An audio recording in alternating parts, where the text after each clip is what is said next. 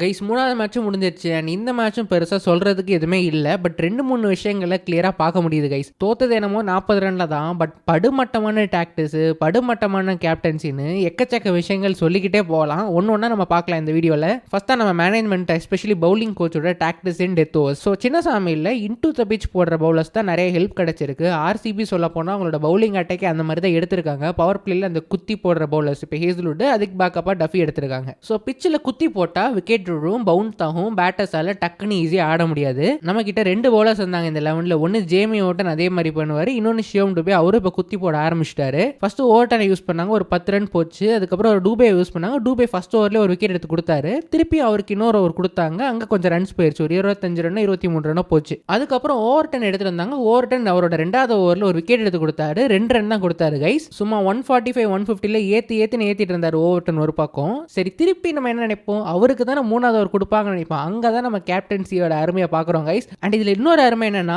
ஓவர்டனை என்ஃபோர்ஸரா use பண்றதுக்கு முன்னாடி Henry ஒரு ஓவர் போட்டாங்க சம்மந்தமே இல்லாம. ஹென்ரிக்கு மிடில் ஓவர்லையும் டெத் ஓவர்லையும் போடுற பழக்கமே இல்லை. அவரோட ஸ்பெஷாலிட்டியே பவர் பிளேல தான். பவர் பிளேலேயே நம்மளால ஒன்றும் கிழிக்க முடியலன்னும் போது மிடில் ஓவர்லாம் சுத்தமா எதிர்பார்க்க முடியாது. முதல்ல ஹென்ரியை பேக் பண்ணி அனுப்பி ஆகணும் கைஸ். சரி, திருப்பி ஓவர்டனுக்கு வருவோம். ஸோ ஓவர்டன் அவரோட 2வது ஓவர் 2 ரன் தான் கொடுத்தாருன்னு நினைக்கும் போது நம்ம 3rd ஓவர் அவர் தானே போடுவார்னு நினைப்போம். சரி, அவர் போடல. நூர் அகமது கொடுத்தாங்க 17th ஓவர். ஐ திங்க் இது ப்ரீ ஃபிக்ஸ்டா போனதுன்னு நினைக்கிறேன். 17th ஓவர் 100 தான் போடணுன்ற மாதிரி. ஏன்னா ஜென்ரலா 17th ஓவர் தான் இந்த ஸ்பின்னர்ஸ் போடுவாங்க, லீட் ஸ்பின்னர்ஸ். பட் 100க்கு சரியாவே விடல. 2வது ஓவர் மட்டும் தான் நல்லா பண்ணாரு. மற்ற எந்த ஓவர்லையுமே லென்த் ஃபுல்லா தான் விழுந்துட்டு இருந்துச்சு. அவருக்கு ஓவர் கொடுத்து அவர் ஒரு 20 ரன் கொடுத்துட்டாரு. திரும்ப ஓவர்டன் தான் வருவா நான் நினைச்சிட்டு இருந்தேன். கம்போஜ் கொடுத்தாங்க. அப்ப கம்போஜ் கொடுக்குறீங்கன்னா அடப்பாவி ஓவர்டனுக்கு ஏன்டா ஓவர் கொடுக்கலன்ற மாதிரி ஆயிடுச்சு கைஸ். இது ருத்ராஜோட மேஜர் மிஸ்டேக். அவர் கண்டினியூஸா அதே ஸ்பில்ல கண்டினியூ பண்ணிருக்கணும். டேவிட் ஒரு 3-4 பால் டாட் ஆடினார் ஓவர்டனுக்கு அகேன்ஸ்டா. நம்மால் அதையும் விட்டுட்டாரு. அண்ட் இந்த ஓவர்டனுக்கு இந்த மாதிரி ஒரு பேஸ்ல போடுறாருன்னா நடுவில் ஒரு slower ball into the pitch போடுறது கற்றுக் கொடுத்தாருன்னா வேற லெவல் பவுலராக எடுத்துட்டு வரலாங்க. மிடில் ஓவர் என்ஃபோர்ஸராக செம்மையாக யூஸ் பண்ணலாம். நம்ம ஆளுங்க அதெல்லாம் சொல்ல மாட்டானே வச்சுப்போமே. பட் அவருக்கு தெரிஞ்ச ஐக்கியூ வச்சு அவர் ஏதோ நல்லா பண்ணிட்டு இருந்தாரு. அவருக்கு கொடுக்கறதுக்கு ஒரு ருத்து மிஸ் பண்ணிட்டாரு. ஓகே, இது ருத்துவோட மிஸ்டேக்ஸ். அந்த மேனேஜ்மெண்ட் மிஸ்டேக்ஸ்க்கு வேற. திரும்பி 19வது ஒரு ஓவர்டன் போட்டார் கைஸ். ஓவர் த விக்கெட் நல்லா பண்ணிட்டு இருந்தார் ஓவர்டன். அவரை தூக்கி இவங்க டெத் ஓவர் ஸ்ட்ராட்டஜி அந்த அரௌண்ட் த விக்கெட்ல வந்து போடுறதுன்னு வச்சிருக்காங்கல்ல. ஓவர்டனே ரவுண்ட் த விக்கெட்ஸ் வந்து போட வச்சிட்டாங்க கைஸ். அதை பார்த்த உடனே நான் கதறிட்டேன் கைஸ். கதறு கண்ணெல்லாம் வலிக்குது. எனக்கு கண்ணு இன்னும் வலிக்குது. அதை நினைச்சாலும் ஐயோன்ற மாதிரி இருக்கு. இதே போலதான் SA20ல ஆண்ட்ரே பர்கரை போட வச்சாங்க. அதுவே கொடூரமா இருந்துச்சு. பட் அது வந்து எனக்கு அந்த அளவுக்கு ஹர்ட் ஆகல JSKன்றனால போல. பட் இப்போ ஓவர்டன் அதை பார்க்கும்பொழுது எனக்கு கண்ணெல்லாம் வலிச்சு அப்படியே கண்ணையே பிடிங்கி வெளியே போட்டலான்ற மாதிரி ஆயிடுச்சு கைஸ். அவர் ஃபர்ஸ்ட் பால் போடும்போதே அட்லீஸ்ட் ஒரு 25 ரன் வரும்னு எனக்கு தெரியும். நான் சரி 2 பால் அடி வாங்கினா 3வது பால் பிளானை சேஞ்ச் பண்ணி மாற்றுவாங்கன்ற ஒரு சின்ன நம்பிக்கையில் இருந்தேன். பட் ஓவர் முடியும் போது தெரிஞ்சிடுச்சு இவங்களோட ப்ராசஸ் ஃபாலோ பண்ணுறேன்றீங்களேடா. இந்த ப்ராசஸ் ஓவர்டன் ரவுண்ட் த விக்கெட்ஸ் வச்சு நீ எப்படி மாங்குன்னு போட்டாலும் கண்டிப்பாக ரன்ஸ் போக தான் போகுது. நீங்கள் ஒரு டொமஸ்டிக் பவுலரோ இந்த மாதிரி பேஸ் கம்மியாக இருக்கிற பவுலரை வச்சு ஒர்க் பண்ணுறது ஓகே. பட் இப்படிடா ஓவர்டனை இப்படிலாம் ப்ராக்டிஸ் பண்ண வைக்கிறீங்க. நெட்டில் பார்க்கும்போதுலாம் உங்கள் யாருக்குமே கண்ணு வலிக்கலையா? அட்லீஸ்ட் ஒரு அசிஸ்டன்ட் கோச்சு, ஒரு கோச்சு, அனலிஸ்ட் யாருக்குமே கண்ணு வலிக்கல. இந்த மாதிரி பார்க்கும்போது லிட்ரலாக பவுலிங் மிஷின் கைஸ். அவரால் ரவுண்ட் த விக்கெட்ஸ் வந்து போட்டார்னா அவரோட பேஸ் பவுன்ஸ்க்கு காட்டுத்தனமாக நீ கண்ணை மூடிட்டு சுற்றி 6 போன்ற மாதிரி வச்சுப்பாங்க கைஸ். ஃபுல்லாக ஸ்லாட்டில் விழுந்தது. என்னால் அந்த ஓவர் என்ன போட்டானே என்னால் பார்க்க முடியல கைஸ். அந்த ஓடி வரதை பார்த்தோன்னே எனக்கு தெரிஞ்சிச்சு முடிஞ்சுடா சோழின்னு. அப்படி தான் நடந்துச்சு. ஒரு 30 ரன் என்னமோ கொடுத்தாருன்னு நினைக்கிறேன். அதை நினச்சி இன்னும் எனக்கு கொந்தளிச்சுட்டே இருக்கேன் கைஸ். என்னால் என்ன சொல்லனே தெரியல. வெறுத்துட்டேன். மனசாட்சின்னு ஒன்று இருக்காடா, மனசாட்சின்னு. அந்த மாதிரி ஒரு ஹைட்டான பவுலரை ரவுண்ட் த விக்கெட்ஸ் வந்து எப்போ முடியலடா சாமி. ஏன்டா எவ்வளோ காசு வாங்குறீங்க, எவ்வளோ டைம் இருக்குது. நீ இவ்வளோ டைம் வச்சுக்கிட்டும் ஒரு பிளேயரோட ஸ்ட்ரென்த் என்ன, அவனால் இவனோட ஸ்ட்ரென்த் வச்சு என்னெல்லாம் பண்ண முடியும், என்னென்ன பெனிஃபிட் இருக்குது. ஓவர்டனா பேஸ் இருக்குது, பேஸ் வச்சு நம்ம என்னெல்லாம் பண்ணலாம், எந்த பேட்டருக்கு எந்த லைனில் எந்த லென்த்தில் போட்டால் பேஸ் வீக்னஸாக இருக்குன்றலாமா பார்க்க முடியாது. அந்த அளவுக்கு மாட உங்களுக்கு டைம் இல்லைன்னு கேட்குறேன். அப்படி ரவுண்ட் த விக்கெட்ஸ்ல வந்து நீ என்னத்தை அப்படி பார்த்து கிழிச்சிட்டேன்னு எனக்கு புரியல கைஸ். யாராவது இதை கேட்டு தொலையணும். ப்ரெஸ்லையும் கேட்க மாட்டானுங்க, எவனும் கேட்க மாட்டாங்க. அட்லீஸ்ட் CSK மேனேஜ்மெண்ட்க்கு இந்த ஃபேன்ஸ் செக்மெண்ட் ஏதாவது இருந்தாவது நம்மளாவது கேட்கலாம் கைஸ். அட்லீஸ்ட் ஓவர்டனாச்சும் என்னால் முடியாத தம்பினாலும் சொல்ல முடியுமா? அவர் புதுசாக வராரு, ஒரு சீனியர்னா அவரால் சொல்ல முடியும்னு நினைக்கிறேன். பட் அகெயின் அவருக்கு வந்து காசு சம்பாதிச்சுட்டு போகணுன்னு அவர் வந்து போடுவார். பட் பாவம் கைஸ் அந்த மனுஷன். சீரியஸ்லி எனக்கு தெரியும் ஃபேன்ஸ் அவரை தான் கலைப்பாங்க. 30 ரன் போச்சுன்னா ஆல்ரெடி நிறைய பேர் அவரை ட்ரால் பண்ணிட்டு இருக்காங்க. இந்த பாயிண்ட் இஸ் உங்களோட பவுலிங் அட்டாக் காம்ப்ளிமெண்ட் ஆகுதா, ஒருத்தனால மிடில் ஓவர்ஸில் போட முடியுதா, ஒருத்தன்ட்ட ஸ்கில் செட் இன்னொருத்தன்ட்ட இல்லையான்ற பார்த்து தான் bowling அட்டாக் கன்ஸ்ட்ரக்ட் பண்ணும். லைக் அவரு ஒரு பெரிய பவுலரோ பெரிய விக்கெட் டேக்கிங் பவுலரோ கிடையாது, லிமிட்டட் பிளேயர் தான். பட் கரெக்டாக நம்ம டீமுக்கு செட் ஆகுறாரு, வேற யாருமே இல்லை. ஸோ அவரை நீங்கள் எப்படி பெஸ்ட்டாக யூஸ் பண்ணணும்னு பார்க்கறத விட்டுட்டு இஷ்டத்துக்கு எப்படா எல்லாம் அக்செப்ட் பண்ணுறீங்க மாதிரி இருக்கு கைஸ். இந்த ஃபேஸ் ஆஃப் த கேமை நீங்கள் பார்த்தீங்களா, இதை பற்றி உங்களோட தாட்ஸ் என்னன்றதை மறக்காம கமெண்ட் பண்ணுங்க கைஸ். செகண்ட் நம்ம பாய் ருத்துவை பற்றி guys. And honestly like Rutu fans, நானும் ருத்து ஃபேன் தான் கைஸ். நமக்கு நல்லா பண்ணியிருக்காரு, எல்லாமே ஃபைன். பட் அந்த பாயிண்ட்ல captaincy decision worst and again fielding bowling டாக்டிஸும் ஒஸ்ட். ஸோ ரெண்டு சைடும் ஒஸ்ட்டாக இருக்கனால தான் இவ்வளோ ஒஸ்ட்டாக இருக்குது நம்ம டீமு.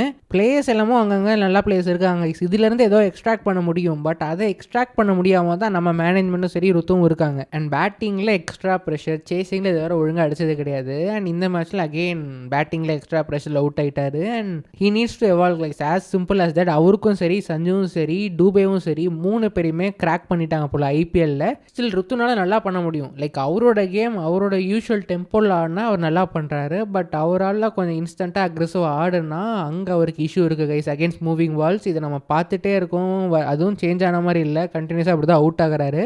ஐ டோன்ட் நோ இந்த கேப்டன்சி ப்ரெஷர் அவர் மேலே இருக்கான்னு. பட் சில பேசிக்கான டிசிஷன்ஸை நீங்கள் தப்பாக எடுக்கிறீங்க, ப்ரீ பிளான்டாக போகிறீங்கன்னா உங்களுக்கு அங்கே யாராவது ஒரு நோட் எடுத்துகிட்டு சொல்லணும், தம்பி இதை மாற்றுப்பா. இப்போ டிகே சொல்லுவார், ஆண்டி ஃப்ளோர் ஏதாவது சொல்லுவார். பட் நம்ம டீமில் அந்த மாதிரி டைப்ஸ் யாருமே இல்லை.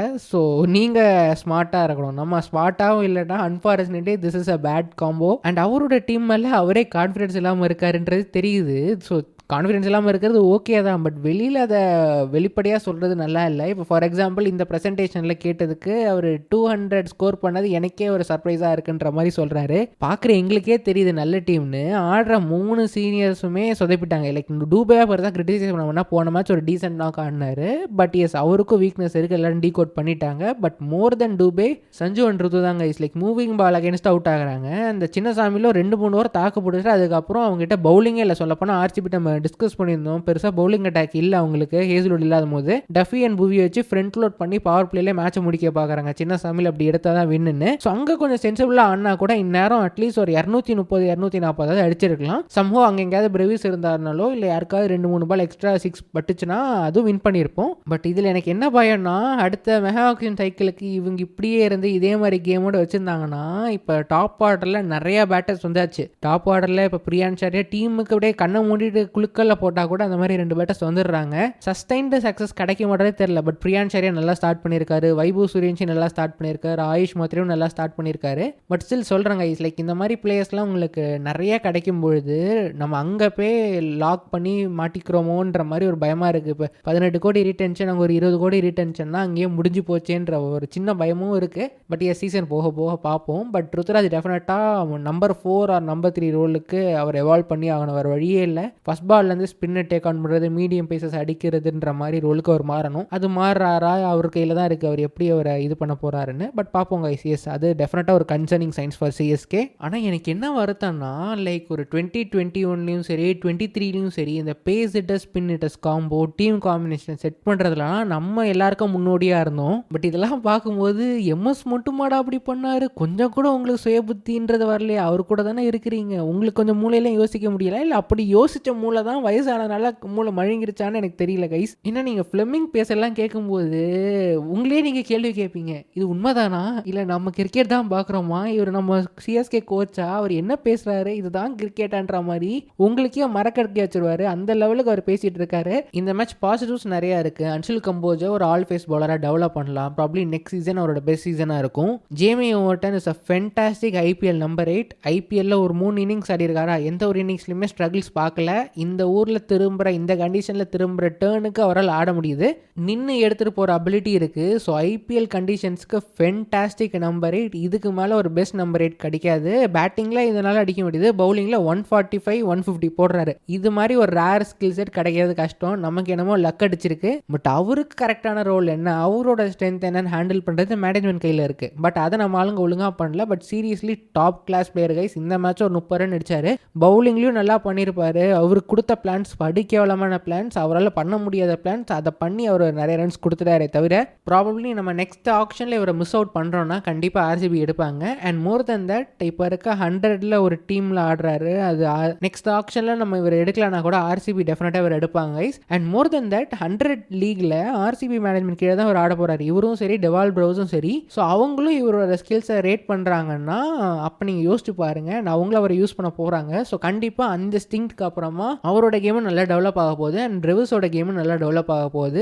அதோட பெனிஃபிட்ஸை நம்ம நெக்ஸ்ட் இயர் பார்ப்போம். அண்ட் பிரசாந்த் வீரோட இன்னிங்ஸில் டெஃபினட்டாக ஒரு டெம்பரமெண்ட் தெரிஞ்சுது. லைக் யாரோ கமெண்ட் பண்ணியிருந்தேன் ஞாபகம் இருக்குது, பிரசாந்த் வீர் அந்த லோக்கல் லீக்ஸ்லாம் இந்த மாதிரி நின்று எடுத்துகிட்டு போயிருக்காரு, டெம்பரமெண்ட் ஷோகேஸ் பண்ணியிருக்காருன்னு. டெஃபினட்டாக இந்த மேட்ச் அதை காட்டினாரு கைஸ். மொதல் மேட்ச் கொஞ்சம் நர்வஸும் இருக்கிறனால மேபி எக்ஸாஜரேட்டாக தெரிஞ்சிருக்கும். பட் ஸ்டில் அவரோட பேட்டிங் வந்து டாப் கிளாஸ் லெவல்லாம் கிடையாது. பட் ஸ்பின்னர்ஸ் அகேன்ஸ்டாக அவரோட ரா பவரை காட்டினார், அது பார்க்க நல்லா இருந்துச்சு. அண்ட் நின்று கேம் எடுத்துகிட்டு போனார் கைஸ். இதை விட வேறு என்ன வேணும்? அந்த மாதிரி ஒரு அபிலிட்டி அவர் காட்டியிருக்காது, பெரிய பெரிய ப்ளஸ். அண்ட் இந்த ரா பவர் இருக்கிறனால கண்டிப்பாக இந்த பிளேயர்லேருந்து ஒரு பெட்டர் பிளேயர் உருவாக்கலாம். ஸோ கண்டிப்பாக இந்த ஹையர் லீக்ஸ் ஆடுற ஒரு பிளேயருக்கான அபிலிட்டி அவர்கிட்ட இருக்குது, டெம்பரமெண்ட் இருக்குது, ஃபைட்டிங் அபிலிட்டி இருக்குது. ஸோ இதை வச்சு ஓரளவுக்கு ஸ்கில்ஸ் இருந்தாலே கண்டிப்பாக க்ரூம் பண்ணலாம். மோர் than that left arm spin போடுவார். நம்ம ஆட்கள் அதை ஏன் யூஸ் பண்ண மாட்டாங்கன்னு தெரில, அதை யாராவது கேள்வி கேட்டு பதில் சொன்னால் அதுவும் நல்லா இருக்கும்னு தோணுது கைஸ். அண்ட் இவங்க கூட சர்ஃப்ராஸ்க்கான ஒரு மேஜர் பாசிட்டிவ், ஒரு நல்ல டைனமிக் பேட்டராக தெரிகிறாரு. ஒரு இம்பாக்ட்ஃபுல்லான ஷாட்ஸ் ஆடுறது, ஃபங்கியான ஷாட்ஸ் ஆடுறதுலாம் அவர் நிறைய பார்க்க முடியுது. ஸோ அவர் ஒரு major positive for the CSK lineup. இவங்களை பற்றி டீட்டெயிலாக இன்னொரு வீடியோவில் பார்க்கலாம் கைஸ். இந்த வீடியோ மெயினாக மேனேஜ்மெண்ட்டை கழுவி ஊற்றுறதுக்காக தான் ஷேர் பண்ண போகிறேன். அண்ட் இன்னொரு பாயிண்ட் என்ன, நம்ம சின்ன பசங்களை ரொம்ப அட்டாக் பண்ணி ரொம்ப கிரிட்டிசைஸ் பண்ணக்கூடாது. 14 crores வெளில போனது அவங்க தப்பு இல்லை, பட் ஸ்கில்ஸ் இருக்குது. பிரசாந்த் வீர் போன மேட்ச் பார்க்கும்போது ஐயோன்ற மாதிரி தோணுச்சு, பட் இந்த மேட்ச் எனக்கு கொஞ்சம் நம்பிக்கை இருக்குது கைஸ். கார்த்திக் சர்மாவும் கொஞ்சம் ரஷ்டப்பாக தெரிகிறாரு, பட் அவருக்கான பொசிஷன் கஷ்டமான ரோலு. 3 மேட்சும் 3 டிஃப்ரெண்ட்டான சினாரியோவில் வந்திருக்காரு. மேபி இந்த மேட்ச் கொஞ்சம் நின்று எடுத்துகிட்டு போயிருக்கலாம், பட் அவரோட கேம் ஃபுல்லாக அட்டாக்கிங் மோடில் ஆடுறதுன்னு சொல்லி டேக் ஆன் பண்ண பார்த்தாரு. குருணால் பாண்டியா கொஞ்சம் லூப்பியாக பால் போட்டுட்டார். குருணால் பாண்டியா எரிய தானே செய்வார், கொஞ்சம் தூக்கி போட்டுட்டாரு, அதை மால் மிஸ் பண்ணிட்டாரு. பட் பவர் பிளேயில் ஒரு 6 லெக் சைடில் ஒரு பிக்கப் ஷாட் ஆடுவார் கைஸ், அது பார்க்க நல்லா இருந்துச்சு. அவரோட வீக்னஸ் பேட்ஸ்க்கு நேராக போட்டால் அவுட் ஆயிடுவார்னு நினச்சி போட்டாங்க. பட் இந்த மேட்ச் நல்லா பண்ணிட்டார், பேடை நோக்கி வந்த பாலை 6 அடிச்சிட்டாரு. ஸோ அதையே நான் ஒரு பாசிட்டிவாக தான் பார்க்குறேன். அண்ட் இன்னொரு பாயிண்ட், இந்த 2 பேருமே மல்டி ஸ்கில்டு பிளேயர்ஸ். கிளிக் ஆனாங்கன்னா செம்மையான கோரை செட் பண்ணுறதுக்கு ஒரு சான்ஸ் கிடைக்கும் அன்கேப்ட் ரீடென்ஷன் ஸ்லாட்டில் 4 கோடிக்கு. ஸோ அதையும் நம்ம பார்க்கணும். என்ன தான் நடந்தாலும் அடுத்த சீசன் இவங்க 2 பேருமே ரீட்டைன் பண்ணிவிட்டு மெகா ஆக்ஷன் ரிட்டென்ஷன் அப்போ டிசைட் பண்ணிக்கலாம். அந்த டைம் கேம் எப்படி எவால்வ் ஆகிருக்கு, தேருமா தேராதான்னு பார்த்துட்டு ரீட்டைன் பண்ணிக்கலாம், இல்லை ரிலீஸ் பண்ணிக்கலாம். பட் டெஃபினட்டாக பார்க்கும்போது ஸ்கில்ஸ் இருக்கிறது தெரியுது. கொஞ்சம் பேக் பண்ணி எடுத்துகிட்டு போனால் கண்டிப்பாக அவங்க நல்லா பண்ணுவாங்கன்ற நம்பிக்கையில் நான் இருக்கேன். அண்ட் இன்னொரு பாயிண்ட், மேட் என்ட்ரியை பேக்கப் பண்ணிவிட்டு நியூசிலாந்து அனுப்புறது. பவர் பிளேயில் மட்டும் தான் நல்லா பண்ணுவான்னு நினச்சிட்டு இருந்தா, பவர் பிளேயில் ஒன்றும் பண்ணதில்லை. எஸ்பெஷலி ஐபிஎல் கண்டிஷன்ஸ்க்கு தேராத கேஸ் தான் போல். மிடில் ஓவர்லேயும் ஒன்றும் பண்ண முடியாது, டெத் ஓவர்ஸ்லேயும் அவரால் ஒன்றும் பண்ண முடியாது. அட்லீஸ்ட் கம்போஜாவது பிளான்ஸ் எக்ஸிக்யூட் பண்ணுறாரு.